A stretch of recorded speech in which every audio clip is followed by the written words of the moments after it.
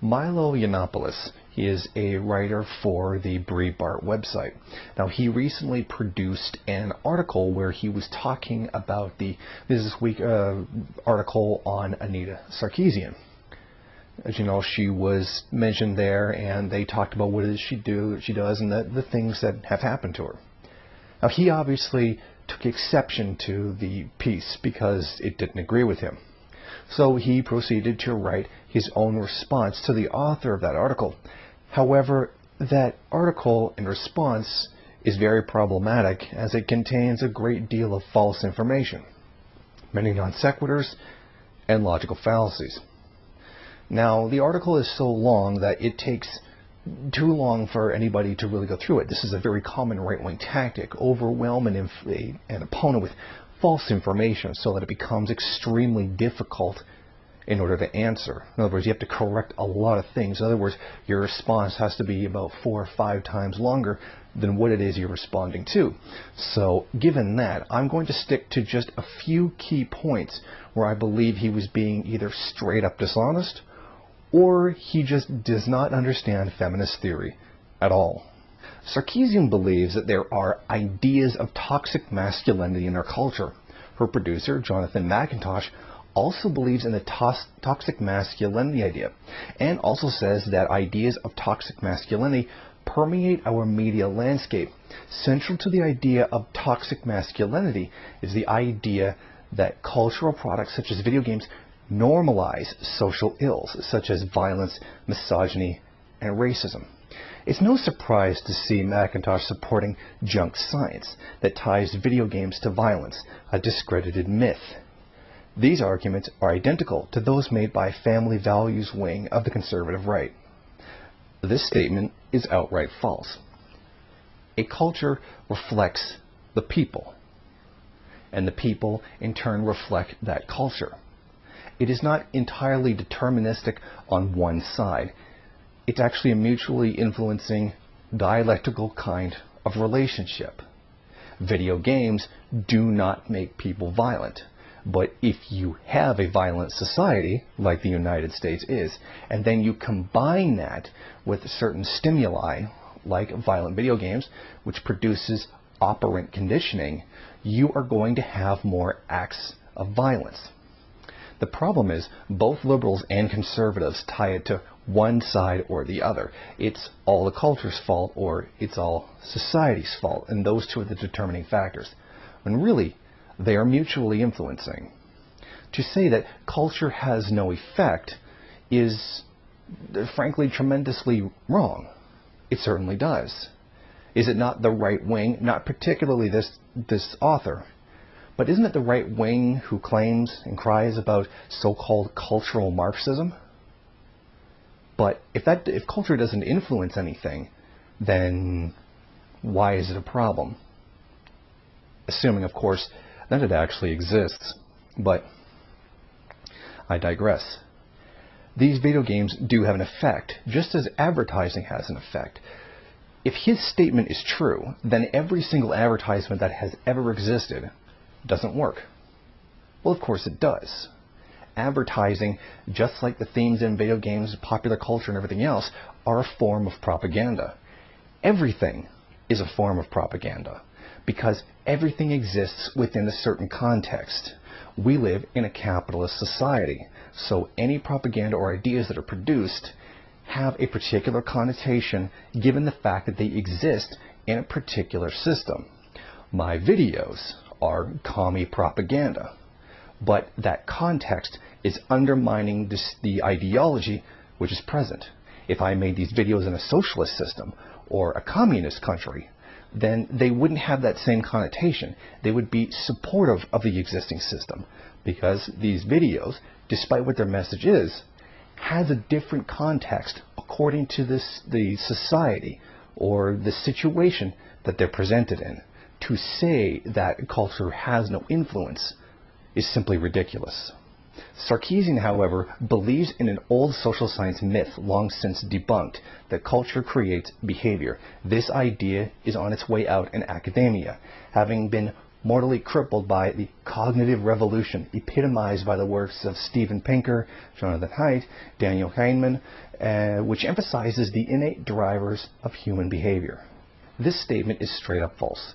It is not on its way out. In fact, we're gaining a better understanding of how it works every single day. When he says it's on its way out, in his opinion, it's on its way out. He believes it not to be true because he just believes whatever it is he wants to believe. And thus, by his own admission, this statement is essentially claiming that propaganda doesn't exist. Well, it certainly does exist, and we are understanding every day, even better, how the things in our environment shape us, and then thus how we turn around and shape our own environment. He is again looking at a dialectical relationship and believing that it's one-sided. Pretty metaphysical in this case. He does not understand how they are mutually influencing phenomena. Cultural studies is rightly mocked as a junk degree, but its adherents continue to proselytize, taking the puritanical view that culture is dangerous and ought to be controlled. The majority, however, see games as entertainment, sometimes transgressive, but not something that will make you go out and kill. Logical fallacy. What he's actually doing is applying his own subjective opinion to cultural studies. The value of it can certainly be determined in the society itself. He believes that it has no value or that it's unscientific. However, reality certainly contradicts him on this one. Now, to call people who support this kind of analysis of popular culture, particularly in video games in this particular context, to call it a puritanical view is absolutely false. As he said in the previous statement which I read, where he was claiming it to be kind of like, a religious concept, a religious right thing that it has to be controlled, is false. Actually, we don't advocate that at all, because we're not coming at it from a religious standpoint that this challenges Jesus and makes a poisonous society. He's essentially making the fallacy that they're both somehow the same. Kind of like how right-wingers claim a government is socialism. Whether you have a socialist government or a capitalist government, it's the same thing, which it's certainly not. He's doing the same kind of thing here. If you know that your culture is doing something that is negative and harms and impacts that society, then you certainly should do something about it. But since he believes in given that he's in Breitbart, certainly a market-driven system which is quote-unquote natural for some reason, which is strange because neither money nor property naturally exists. He's pretending that this lack of it is somehow natural. This is the lack of control over culture is natural. It's not. And in fact, every single human society that has ever existed has controlled its culture. From feudalism to monarchies, to slave-holding societies, to primitive accumulation, to tribal society, to theocracies. Every single one.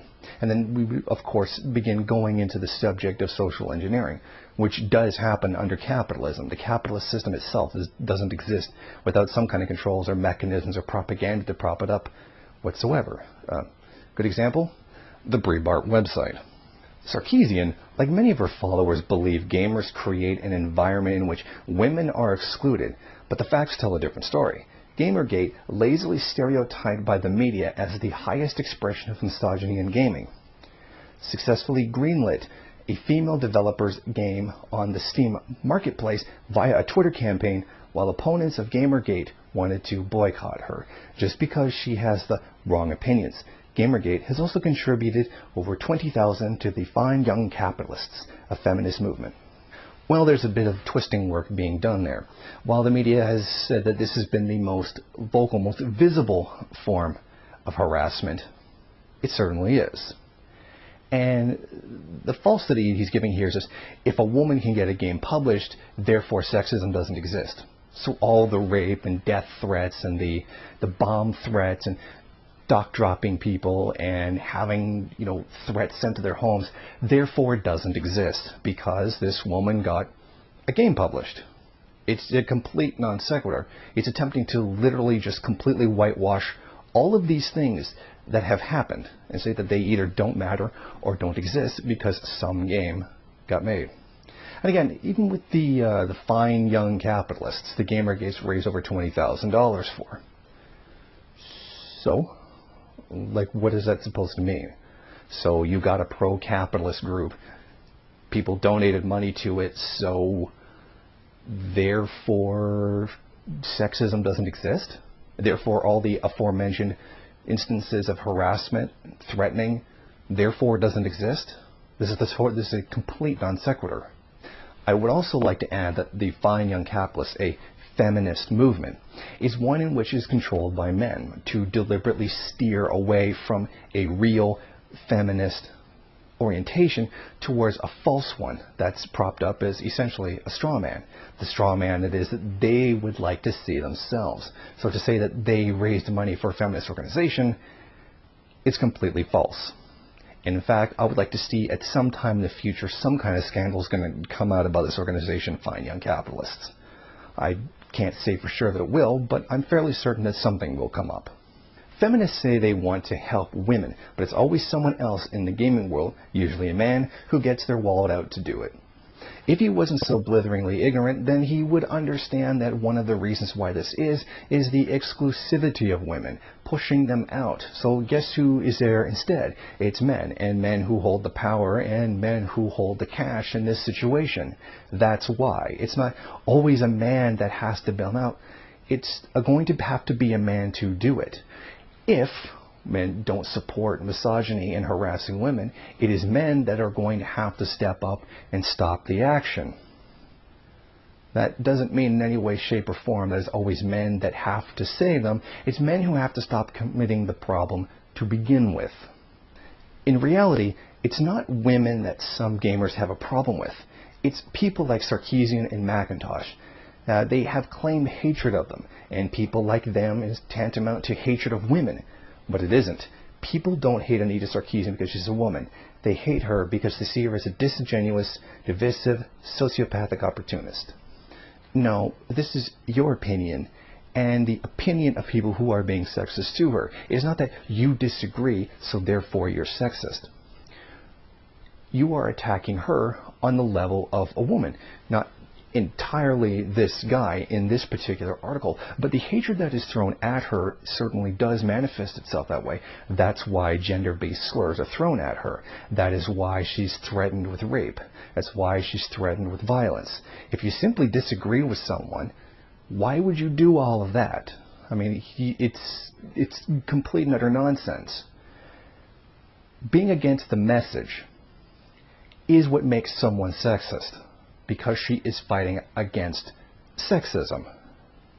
By your logic, if you didn't agree that racism was real, and you disagreed with people who said racism was real, well, I'm not a racist, I'm just disagreeing with the person. It doesn't make any sense. Yes, you are sexist, and the people attacking her are sexist. Disingenuous, divisive, sociopathic opportunist. This is an expression that's used to attack her personally. She is putting out a particular view about sexism in society, and you attack her and the message that she's giving out by hiding behind this term. Oh, I'm not attacking you because you're calling out the sexism that's in society. I'm attacking you because of this. And that's one of the ways in which people hide the sexism that they're actually demonstrating, which we can tell by the way that they overwhelmingly attack her personally and don't refute the actual arguments that she presents. Prominent feminists and feminist journalists have offered compelling critiques of Sarkeesian's work. Much of what is erroneously characterized as abuse is in fact merely robust criticism of Sarkeesian's ideas she refuses to debate. Sarkeesian, uniquely in the sphere of public intellectuals, refuses to subject her pontifications to critique. Robust criticisms. That's what I'm going to kill you, I'm going to rape you, I'm going to come into your house and kill your family, you are a slut, bitch, whore, and all those other words that are used is somehow genuine criticism? What he's doing here is taking the fact that a few academics have taken exception with some of the arguments that she's made, and then uses that to completely cover the actual tremendous amount of sexism, hatred, and violence that has been thrown at her. True, there are academics who have made real criticisms, but he is taking that to use it as a tool to completely ignore, or whitewash all the real genuine threats and harassment that have been sent forward. And that is a sexist thing to do. To give just one example of Sarkeesian's underhanded method of argument, consider the following. A central plank of Sarkeesian's criticism is that women appear as window dressing as damsels in distress, there to be saved by men. She says that this loss of agency in video games is somehow damaging to women in the real world. Yes, it does. As we discussed previously, culture does shape people, and people shape culture. As you've noticed, the reaction to Gamergate and the reaction to everything she said certainly actually proves that. Detailed critiques have been written, published by viewers of Sarkeesian's videos, unpicking the claims that she makes and casting doubt on her abilities as a serious cultural commentator. They are often long-winded and sometimes not convincing, as are the views of professional academics such as the American Enterprise Institute's Christina Hoff Sommers, who speaks with authority and persuasiveness about how hopelessly out-of-date Sarkeesian's intellectual bedrock is. Yes, I've seen many of these so-called detailed critiques of her work, particularly by Thunderfoot, who clearly has no idea what he's talking about when it comes to social phenomenon. And second, much of these so-called criticisms are based on people literally not understanding feminist theory at all, and to make acts of denial, like saying culture has no effect on people. Well, it certainly does. This is one of the big reasons why Americans kill each other all the time. In addition, the American Enterprise Institute, really? That's a legitimate source?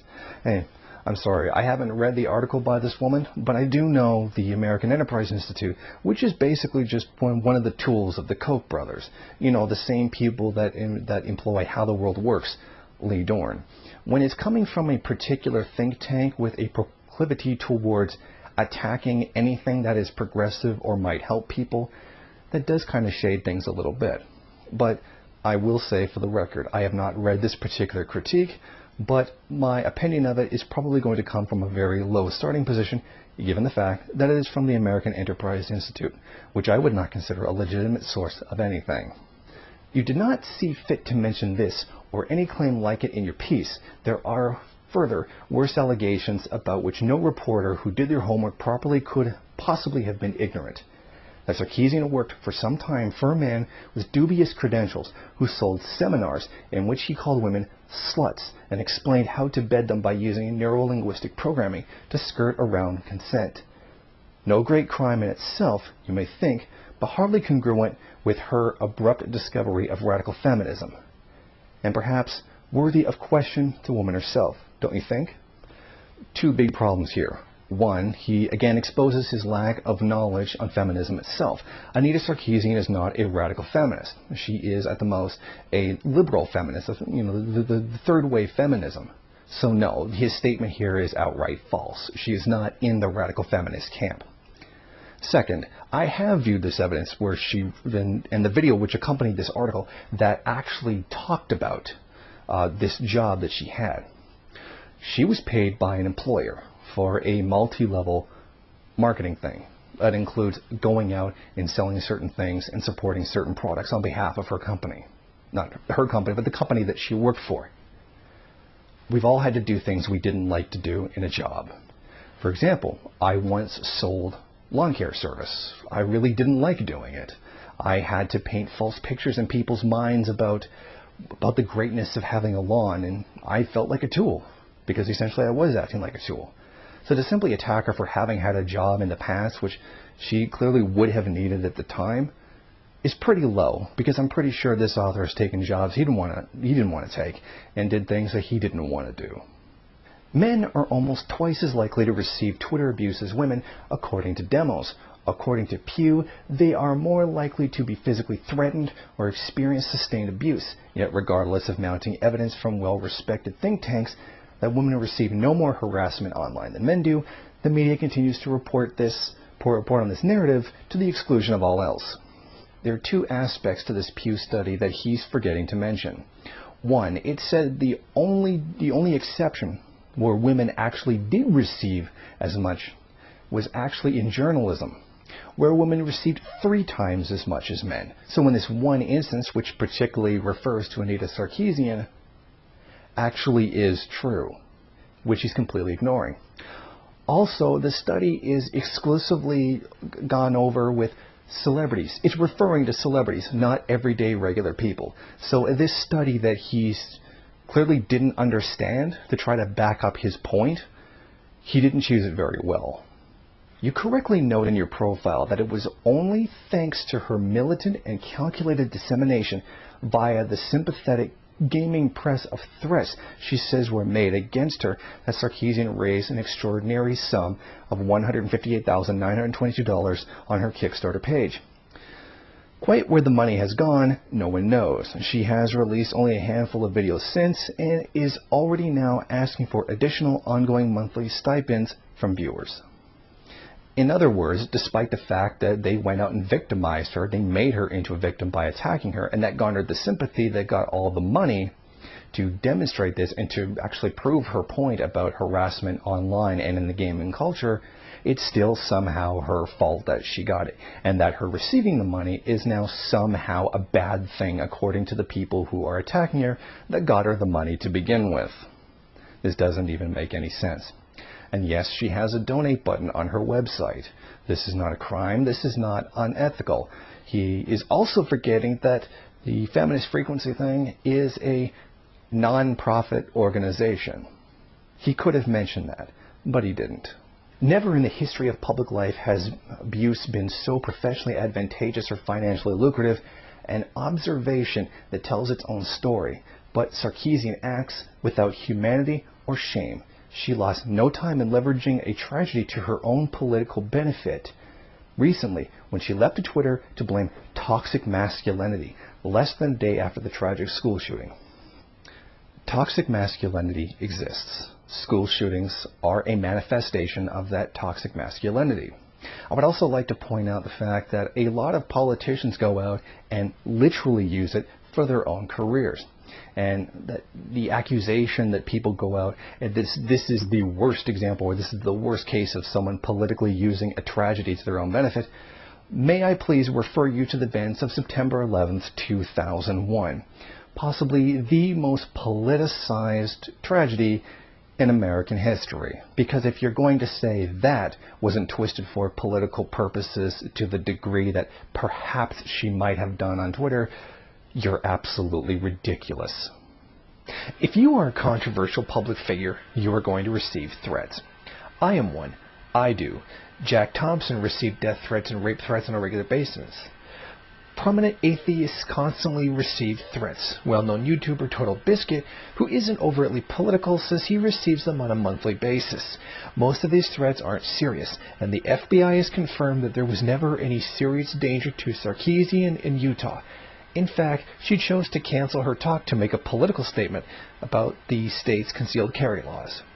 There's two things wrong with this statement. One, in that when you threaten a woman and you threaten a man, there is a very clear difference. The people he cited as examples were men. She is a woman. This has an entirely different context and a completely different meaning, and they're being threatened for completely different reasons. One he does not recognize. I get death threats too. I get them all the time. It's not a big deal. Second, he misrepresents why she canceled the speaking engagement. She didn't cancel it because of concealed weapon laws. She received threats, although the authorities decided that, or came to the conclusion that they were not real threats. However, it was still possible for people to bring concealed weapons into a speaking engagement. Although why you feel you'd have to bring a gun to a feminist speech, I don't know why. I don't know why you'd do that. Second, I don't know why you would allow that, simply just say because Second Amendment. It doesn't seem to make any sense. If you have a place that you know is being threatened with violence, whether that threat is credible or not, and then allow people to bring concealed firearms into the place, you're being pretty goddamn irresponsible. And it was that fear that the police are wrong about it just not being a credible threat, considering that these acts of violence have been carried out in the past, not against her, but they have been carried out against women in situations like these, that she chose to cancel it out of fear for her safety, because it sure as hell wasn't the police sure as hell weren't taking anyone's safety seriously. CBC producers refused to run an interview with pro-Gamergate developer Jennifer Dahl because she wanted to pursue the harassment narrative, a narrative that has no basis in reality and is purely a tool of political opportunists. This pattern has been repeated throughout the press and has found a tired, formulaic expression in your own cover story. I find the reference here to political opportunists rather odd, coming from a blog whose entire premise is political and attempting to influence public opinion. Does that automatically make them political opportunists?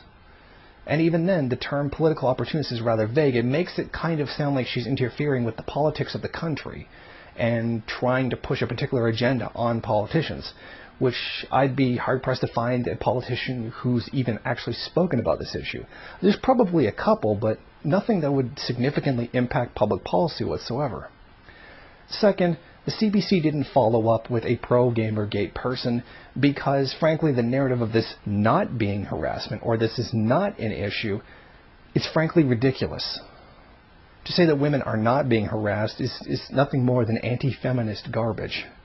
So the CBC, having some journalistic integrity, unlike Brietbart, decided not to follow up with it because it's a ridiculous position. And this article really has been nothing more than a blatant attack on Sarkeesian herself to try to discredit her in order to discredit her work. Ad hominem. But there was a lot more in this article than I could go over in this video. I mean, this video is significantly long as it is. And for me to truly cover everything, it would have taken far more effort than is actually necessary. So I suggest anybody going to the link and reading it for themselves and just see some of the ridiculous non sequiturs or complete logical fallacies that are presented as an argument against this article that was written by the magazine. So I suggest if you do want to know more about it and see how terribly god-awful this article on Breitbart actually is, please go into the description and check for yourself.